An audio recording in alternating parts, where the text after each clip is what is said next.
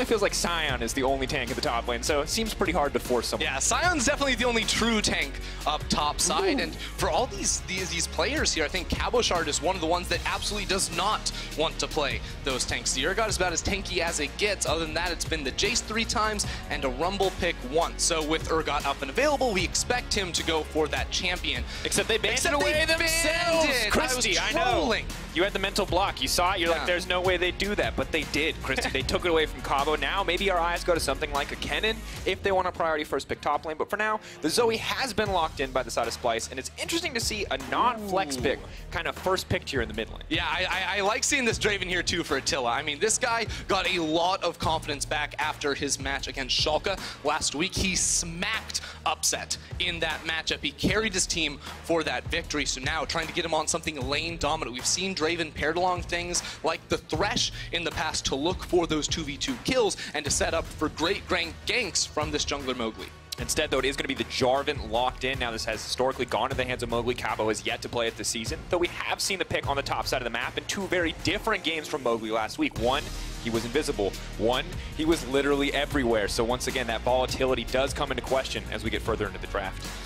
Mowgli, one of those players that always loves to lock in the champions that can go fight at level 2 and invade into the enemy jungle, where Xerxe usually puts some more scaling on his side. We've seen the Karthus banned away already, but the Sejuani would be another one of those picks that paired up alongside the Zoe. Wouldn't surprise me to see look for some picks in the mid to late game.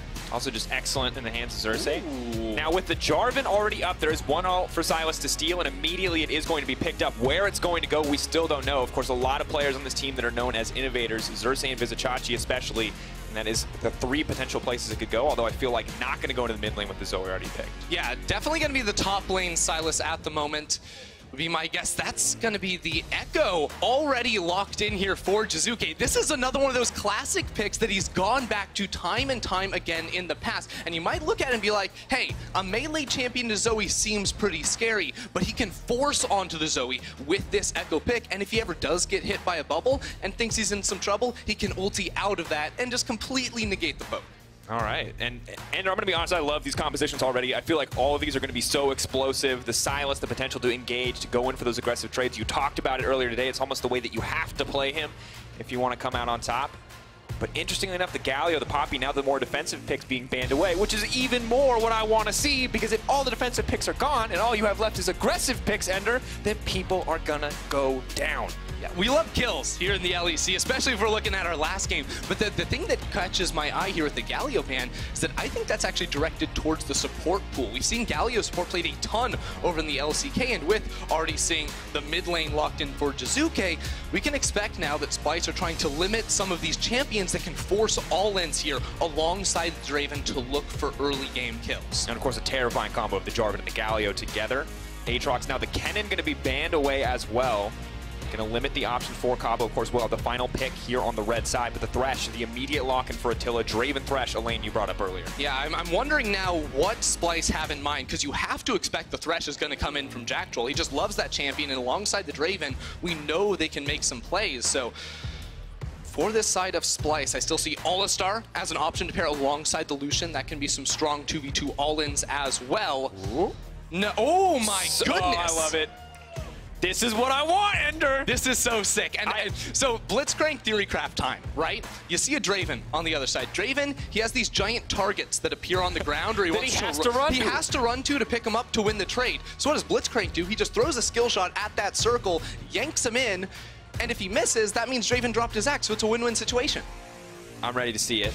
Although now the final pick, this hover, does have me wondering a little bit what's going to happen here. Looks like that is a Ornn now locked in. Norskeren and Braum just goes hand in hand. You got to bear with me here. And that could mean that we see Sylas in the jungle, Ender. Yeah, now this is really interesting, because I wasn't thinking that we were going to see Sylas in the jungle. He is definitely playable, and that's one of the strengths of Sylas, is you can flex him between mid and that jungle position. But now up against an Elise, this is a champion in Sylas that falls very low in his first clear. Mowgli now taking the Elise, flexing Jarvan to topside, is looking to go ham here in the early game.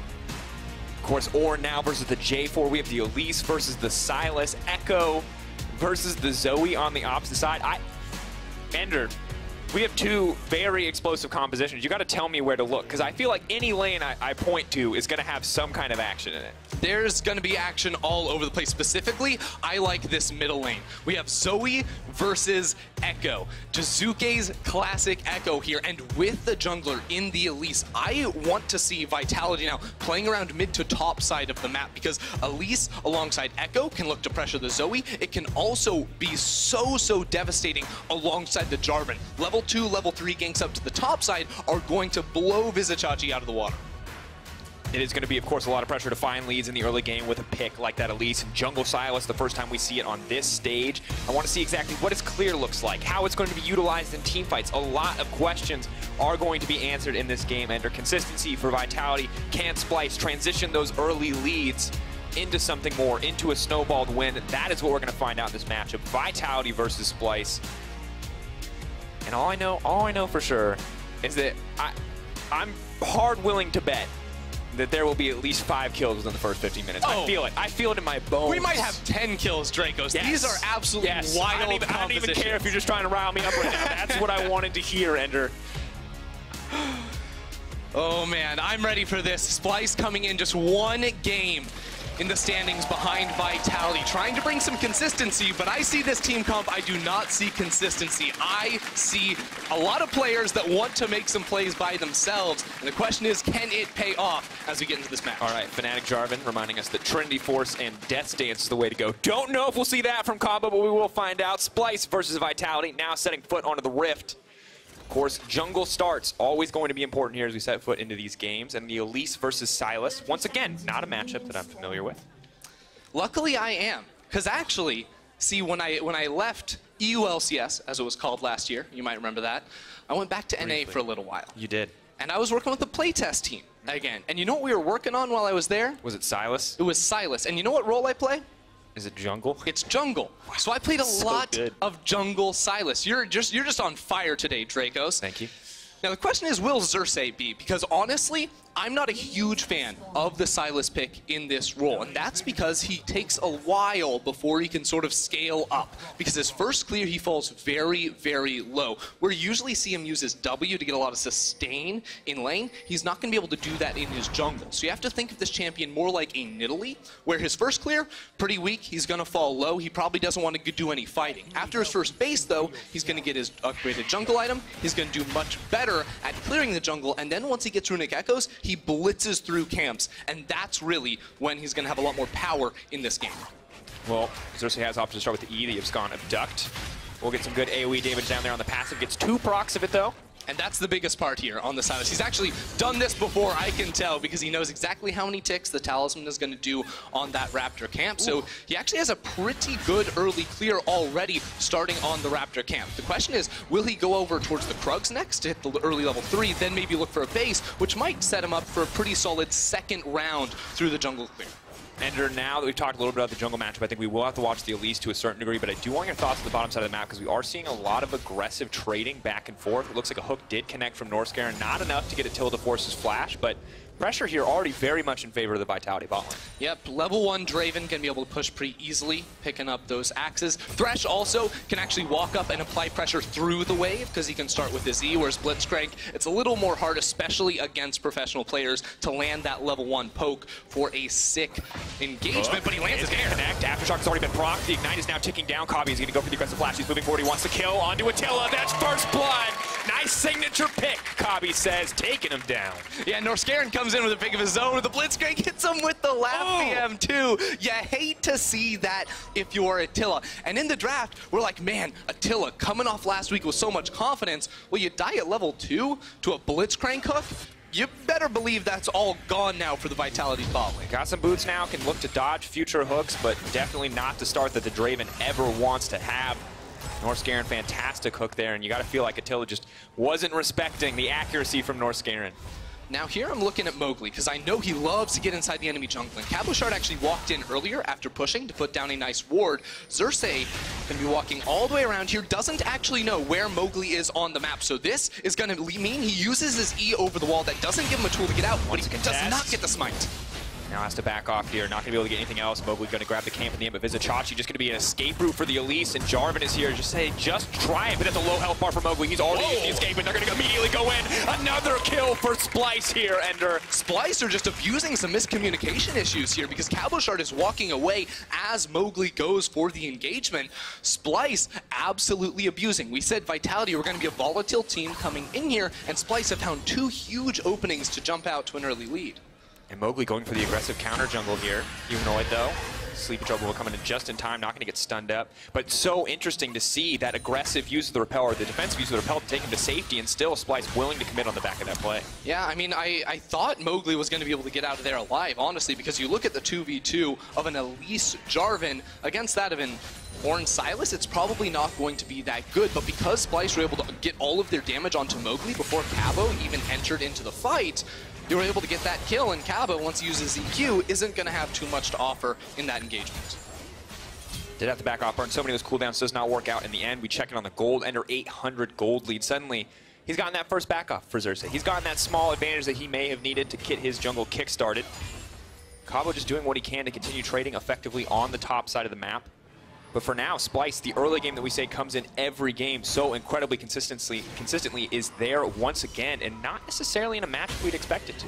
No, definitely not. This is one of those games where getting an early advantage is going to springboard you into a very powerful mid game, because this composition from Splyce is excellent at singling out individual targets. You have Zoe plus Blitzcrank, which is absolutely fantastic for trying to find any picks, and then eventually Xerxe can go ahead and grab a Cabochard ultimate, use that to jump onto any flashless target, because he has so many gap closes with the double cast of the E into the R. He can be that pseudo Jarvan and find those engagements. Cabo may be someone that you have to keep your eyes on as we look forward, as we look for a way to Vitality to make up some of this gold difference. But I think once again, eyes have to shift down to the bottom side of the map. Attila, some really unforced errors here. Doesn't use the flash there in that exchange, and you can see how good he is when he is on point, how dominant this player can be. But we've also seen the other side of the coin, Ender. We absolutely have. It's been a real question mark here for Vitality's bottom lane in the split. I mean, in games they win, Vitality and Jactroll look very, very good, but in the games they lose, it is not the same story, and that's why the concern has to be with Attila dying at level 2 with Norskeren and Kobbe having complete control of this lane. Let's look at top. Play on the top side, immediately Mowgli can swap form, get the chain CC, follow up, and a kill now traded back, just as predicted, coming in right on that Jarvan level 6 too. I mean, Jarvan Elise is so nasty, especially when you're looking at an Ornn, who a few patches ago lost the, guess what, he lost the shield. That makes trading and stepping forward in lane a little bit harder. And without the flash as well, a very easy kill, a very easy turret plate to be picked up solo here by Cabochard is going to give him an even bigger gold advantage. It's 700 gold in the top lane because he's been smashing in CS. He gets that kill, he gets the plate. He's in a great position to try and impact the rest of the game off of this advantage. And they're going to need to. Hook. Oh. Good use of the Blood Rush makes it out. We've all been there. We've all tried to outrun the Blitzcrank hook. Doesn't work out as well for some of us, but Attila does manage to make it to safety. You can see, though, after the hook goes down, exactly what Jactroll and Attila do. They step up much more aggressively in lane, because let's face it, when Blitz misses his hook, the rest of his kit just does nothing in the 2v2 unless you go for a full commitment, and even then, it's going to be much weaker. So look for Vitality, now that they've fallen a little bit behind, to play around that cooldown, and that's when they can go aggressive, when it is down.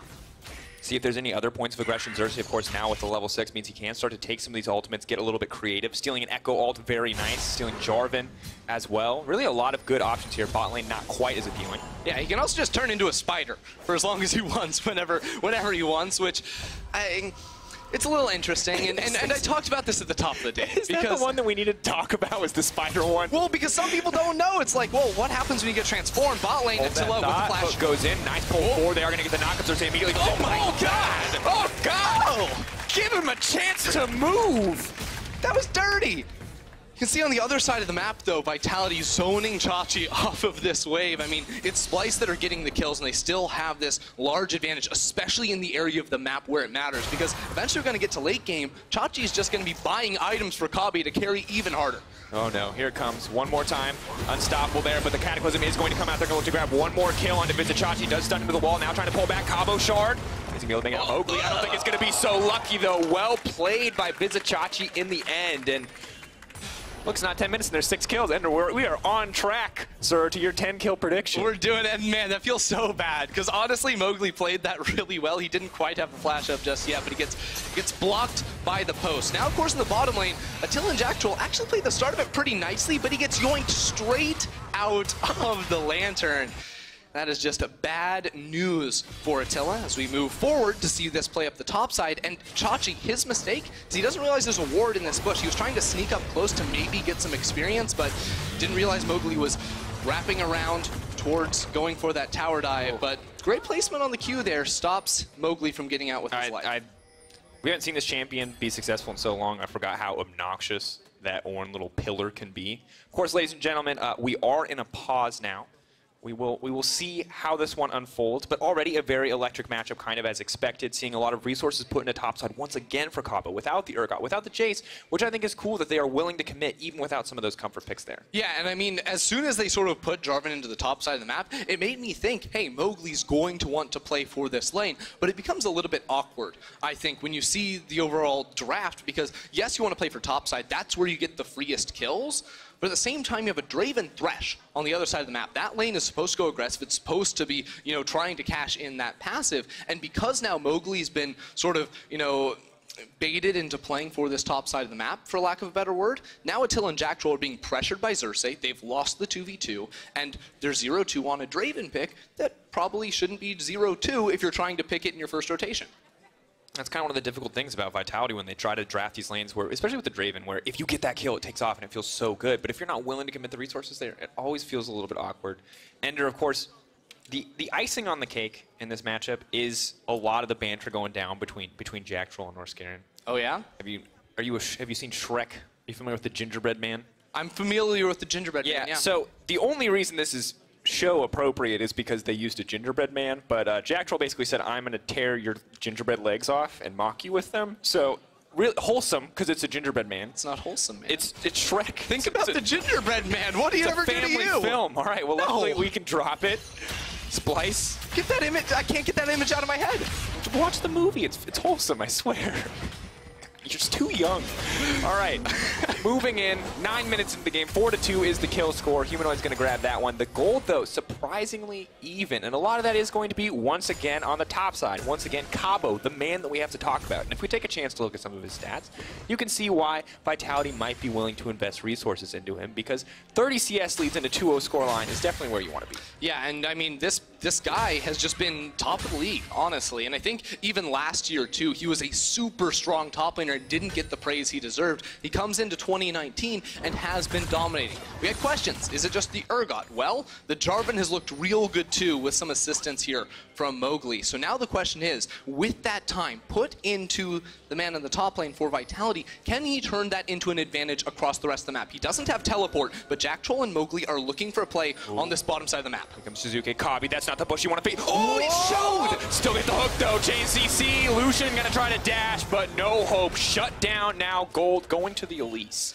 Yep, a lot of gold here for the Elise. Should push her forward for that Runic Echoes to match the pace of Xerxe. Unfortunately for Attila, wasn't quite in range, couldn't land the Whirling Death to get a kill, or at the very least, an assist, as Cabochard takes a monster trade against Chachi. Trying to avoid some of these trades here, but now the Zoe's moving up as well. If Kobbe wants to get aggressive here, he's going to get knocked out. The damage coming forward. Now Sleepy desperately wants to get the kill. Asleep tries to block out a little bit here. Vizicsacsi fails to flash. Can't get it. Shut down. Going over to the Ornn, and immediately that lane matchup is going to be so evened out. Yeah, I mean, Chachi was down 1,000 gold. A 500 shutdown bounty makes him come right back into the game. Immediately has a 450 gold bounty. This is League of Legends, folks. It is no longer... It is a game about bounty hunting. That's what you need to understand. And Jiizuke is a man who wants 450 gold. Jiizuke is actually running the Unsealed Spellbook. He popped to the Ghost there to try to run into the top lane as fast as he could, because he knew Chachi didn't have the ultimate. Wasn't able to get much out of it, unfortunately for himself, though. And we check back in. We look across the map at some of the plays that have been going down. And this one, you can see why Kobbe wants to go. He knows that he's the guy that has to make a play, but just does not respect the presence from the Zoe. Yeah, well, the problem is that Jiizuke is hovering towards the bottom side of mid lane because he was just coming off of that kill in the bottom side. So Cabochard obviously not watching the minimap, not communicating well enough with his lanes, and he tries to dunk him for the kill there, but gets put to sleep. And a great flash from Chachi. He stays in range so he can get the clap from his passive and get the shutdown, but he avoids the Q from Cabochard to stay alive. All right, good flash. I thought bad flash first time. I like he dodged it. It was sick. Works out. Could have flashed over the wall, chose not to, stayed in the play. Of course, Cabo should still, in theory, be in an okay spot in this lane, but sadly, without the Black Cleaver finished, the armor coming in now is going to be very difficult. Definitely is. Of course, for Chachi, he's just trying to sustain through this lane. Because, of course, you want to hit level 13, level 14, and start buying those Ornn upgrade items for your team. That was the biggest change with Ornn, really felt like. He got his Unstoppable back, lost the shield on his W, but now, instead of having his own teammate spend 1,000 gold in the shop to get those upgrades, he just gets to choose who gets them, doesn't have to spend a penny. All it needs is to hit that level 13 mark, turn to level 14, you can start donating one item per level. It's going to be very strong, especially on a lot of these champions that are going to get more and more terrifying as the game progresses. Notably the Sylas, the Zoe as well, getting some of these item spikes. Already obnoxious to deal with, but for now, Splyce pushing in their vision a little bit, trying to gain more control over the jungle. Mowgli doing his best to dance around it, but Sylas with this Echo ult feels a little untouchable. However, Zoe not quite so untouchable. Jiizuke, though, playing this one slow, now trying to back off as Norskeren has made his way into the lane. Oh, Mowgli gets caught. Okay. Well, Splyce had walked all the way inside of Vitality's jungle and had gotten the drop down on Mowgli to get the kill. Now topside, Chachi in trouble. Flag and Dragon use the Cataclysm as well. Vizicsacsi, no flash available. He's going to try to use the ultimate to try to turn this one back, but we'll get nothing there. That is the shutdown. 450 gold shutdown traded right back. So it's like the first kill never even happened. He got 50 gold out of killing the Jarvan right there. So they should be able to try and knock down a turret plate or two. Cabochard is fairly low, but he should know that the rest of Splyce is on the bottom side of the map. He sticks around for that one solo, and we'll trade that kill and a bit of extra gold for the Cloud Drake. Cloud Drake, of course, going to be nice to have on a lot of these champions, the Zoe, the Sylas especially. Other champions, and the Blitzcrank, not quite as keen, but definitely not ideal. Obviously, you always kind of want something like an Infernal when you're playing with the poke of a Zoe, but Jactroll looking to make something happen. Immediate Cleanse is going to be used now. Back to the team. Beautiful use of the Lantern. Jiizuke, though, not going to be able to get anything else here. All Summoners burn from Humanoid in that exchange. Hey, that was a really nice play there from Jactroll to set up for Jiizuke. And while that was all happening, Cabochard used his TP to get into the top lane to take 2 more plates for himself. So Vitality are really trying to snowball this top side of the map. And now that Humanoid doesn't have any Summoner spells, it's very easy for them to take control over this river and look for a potential fight. Flying Drag once again, Cabo, every time he finds the opportunity, will go in. Now with the Black Cleaver available as well, that's a pretty big difference in relative damage output. But Ender, as we see this Riptail go down, I do want to talk a little bit about scaling. Of course, something we always have to hit in these games, but these two comps, obviously very unique. So I'm curious who you think has the edge here? Well, as far as edge, I almost always have to give it to Zoe because she can create so much pressure with the poke she provides. And it's pretty easy to single out some of these targets on the Vitality side if you are Humanoid and you have vision control. But that's the key part right here. Splyce, in order to sort of accelerate the game, need to have vision control so they can set up for Blitzcrank, for Zoe. But they do have the added flexibility because Sylas can switch over to that Jarvan ult. They can use that alongside the Ornn to start team fights once they have the poke down. Well, Cabo's immediately going to go in here on the play. Mowgli now in trouble, has to go up, comes right back down, wants to get out of this play immediately. Xerxe has stolen the ultimate, is now going to fall off. Norskeren throwing the hook over the wall, and Jiizuke and the rest of the team now fighting here. That's going to be the cash-in for Attila. Massive spike in gold, trying to chain the CC. They're going to move in. They're not going to get the follow-up on the Echo, but Norskeren is still set to fall. The Z-Dive Resonance speeding him up, and that's the double for Attila. Attila putting some money in the bank right there, and that was the most Vitality fight ever. The mid-outer turret is still up, but they just run straight into the jungle. Because Kobbe is down in the bottom lane, they had so much confidence to make that play happen. And they take complete control of the top side, but now a teleport comes in. That's going to be from Vizicsacsi, and he has the Ornn Horn. Gonna be big here. Gonna have to see if we can follow-up connect. Xerxe now ready to leap forward. Knows that the Thresh is the priority target. Has seen the Lantern come out. Cabo is next on the menu. Holding his time on the flag and drag. Backing off. Does not quite have enough mana. Just wants to clear the wave. Now juking around to get the knock-up. Well played by Cabo, but not enough. Abscond, abduct, and that's gonna be a death. Who's going to get it? Kobbe? There we go. Shut down, going to the Lucian. Yeah, lots of money right there for Kobbe. And, I mean, Splyce take advantage of an overstay there from Vitality. But let's see this fight one more time, because Mowgli and the rest of Vitality know they can walk past this turret with the Rift Herald. They engage here over onto Chachi inside the jungle, meaning he can't get his ultimate off. That means the team fight is a no-go here for Splyce. Kobbe isn't in the picture, so the rest of Vitality just walk straight on in, push Splyce completely out of their jungle, and with a good flash, they pick up an extra kill onto Norskeren. Double kill, double cash in. Second one obviously very small for the Draven, but still a massive difference here. And you were talking about how important vision is for this comp as we watch the rest of the play roll out. Well, Vitality did their diligence, got all the vision on top side. The good news for Splyce, though, they do in the end get this kill. Kobbe does his best to outplay, but of course Silas has the potential to chase you. Yeah, I mean, I just scratched my head wondering why Vitality stay pushing top lane, because Attila runs back to mid, he wants to pick up some farm, and there's no way they can get the turret in time. They were expecting a 2v turret, sure, they didn't think a TP was going to come through, but you have to be able to foresee all of those sorts of plays, otherwise you're going to give Splyce an opportunity to get back in the game, but not if you catch out Humanoid. Yeah, not if you catch out Humanoid. Humanoid now running, he's going to hit the Thresh, but that's the least important target. Whirling Death, the Draven on a killing spree. Just when you think you've shut him out of the game, he finds 3 quick kills across these fights, and now a 2K gold lead coming in for Vitality. So by the way, we did hit the 15, or we hit more than 10 kills at 15 minutes. Just thought you might want to know that, but now is where the game gets really interesting, I think, for Vitality. Because Jiizuke, you don't see it right now, but he has the teleport. He's just switched over with the Unsealed Spellbook. He dominates in a side lane against pretty much anyone. And Splyce, they don't really have someone that can match him. Right now it's Chachi, but if Cabo and Jiizuke both go into opposite lanes on the map, you're going to have to make Humanoid actually leave, which is really bad for this team comp, because I firmly believe the only way they really make things happen very distinctly is off of good bubble plays. And if Humanoid is sent to bottom lane in a bad matchup where he has to just clear waves, that's going to be a real big trouble here for Splyce. Jiizuke is moving down to that bottom side. Vizicsacsi, as predicted, is backing off. Can't, of course, take any of those trades. Now, Andrei, if you are playing on the side of Vitality here, you talked about the difficulties for Splyce, but Vitality, how are they going to close this out? What is kind of the next step for this team?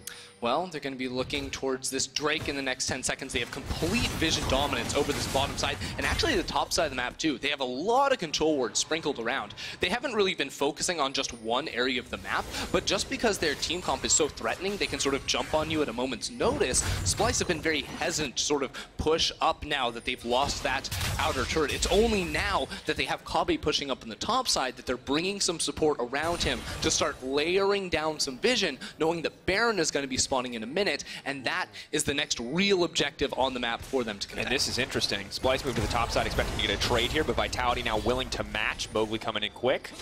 Not quick enough, though.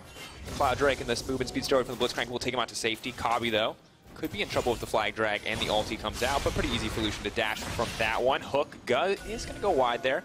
Splyce now backing off, and the tower will stay up. Yeah, this play from Vitality was actually really interesting, because I expected them to just sacrifice the tower and take the dragon, but what they don't want to give up is control over this river, because, well, we said Splyce have a good pick comp, Vitality have Jarvan, they have Thresh, they have Elise, they have a lot of ways to sort of catch out your targets who are trying to layer down vision for your team. So by not sacrificing top lane turret, they force Splyce away from that area of the map. Splyce aren't able to put down any vision in towards the river, and now they get a free dragon without trading anything on the opposite side. Well played, now matching the clouds here, so both teams are just going to be able to chase their respective opponents. Level 11, still just shy for the Silas. Not too important for the Elise, but will be an important break point. I think whenever we talk about Silas, we always talk about kind of this level 16 as being this big point. That's the one in solo queue that always feels so oppressive when he is able to steal ults back to back to back. Yeah, that's the sort of interesting thing in this game, because honestly, I'm not too impressed with the ultimates he can get. Of course, he'll be able to pick up the Threshold for some extra CC. He has a lot of zone control with the Thresh as well as the Jarvan, but in terms of the rest, he does have some long range on the Draven ult if he wants to look for that to poke or to finish off of a kill. But really, the most interesting one for me has to be this Echo ultimate, because one of Silas's big weaknesses in teamfights is that his E tells him he has to go in if he wants to participate in a fight. So now he can grab that Echo ult, get a big burst of damage off with you know, his E combo dashing in and using all of his spells, and then if he gets himself in a little bit of trouble, he can use that rewind to jump out of the fight. We basically built an Echo. We built a second Echo. Oh, flash for flash. That's a very positive trade for Splyce if Norskeren doesn't get in trouble here. It is interesting because, we're going to have to hold that thought because mid lane. Want to keep the fight going. Ram is just going to go wide. Good use of the Lantern from Jactroll. He's been on point this game. Now, while this is happening, Cabochard is pushing in the bottom lane, and he does have teleport, so he's going to put down some vision for himself and let the minions hit underneath the tower. But Splyce, because they brought Chachi up, they get full control over the river around the Baron. They also have a wave here, but now a teleport comes in from Vitality. They want to fight. They're not even going to look at Kobbe. They're trying to slow him down. Cabo, Blitzcrank flashing over the wall, trying to interrupt, trying to get something done. But no, the 80 carry is going to watch out for his life. Jiizuke is still getting it. Immediately snaps back with the ultimate Norskeren and no man's land, and he will go down. Vitality with perfect access to the pit now. Now with Cabochard chunked out, Vitality may be hesitant to start this Baron up, but at the moment there's no one that can really walk into the river. Chachi is about as good as it gets, and right now Jiizuke is trying to zone away the jungler from Splyce. Xerxe looking to go toe-to-toe with the Echo, but a 4-level advantage is going to make that one difficult. The Elise wants to secure this one. And Xerxe has the Echo ultimate. He can go in for a steal if he makes it. No, he wastes it now. Humanoid now. Jiizuke is trying to follow, trying to take the jungler out of the equation. His team is focused on the Baron. He's willing to give his life to make this one happen. Vizicsacsi now moving in. Where's it going to go? He has it. Not going to happen in the end. He wants to get it, but he goes down. Attila now on a rampage. They are going to take this one down in the end. It is a mess, but Vitality find the Baron and a 6K gold lead. It's a flag from Cabochard from over the wall to lock it down. That was ugly, Dracos, but it worked in the end there for Vitality. I mean, Jiizuke doing so much work trying to zone Xerxe away from the pit, but it almost didn't matter because Chachi with the spellbook was switching over to Smite, trying to take that one away.